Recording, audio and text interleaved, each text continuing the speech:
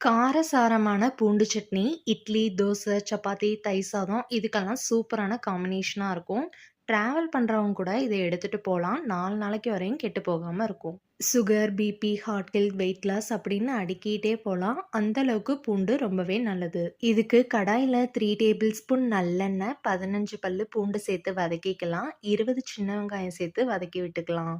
இப்போ இதில நெல்லிக்காய் சைஸு புளி, 1 கொத்து கருவேப்பில, 10 காஞ்ச மிளகா சேர்த்து வதக்கி விட்டுக்கலாம். இது கொஞ்சம் காரமா இருந்தா தான் நல்லாருக்கும். இது நல்லா ஆறுனதுக்கப்புறமா மிக்ஸி ஜார்ல சேர்த்து தேவையான அளவு தண்ணியும், உப்பும் சேர்த்து நல்லா அரைச்சுக்கங்க. கடாயில 3 ஸ்பூன் நல்லெண்ணெய், கடுகு, கருவேப்பில தாளிச்சுட்டு நம்ம அரைச்சு வச்ச சட்னியும் சேர்த்து 2 நிமிஷத்துக்கு நல்லா வதக்கி விட்டுக்கங்க.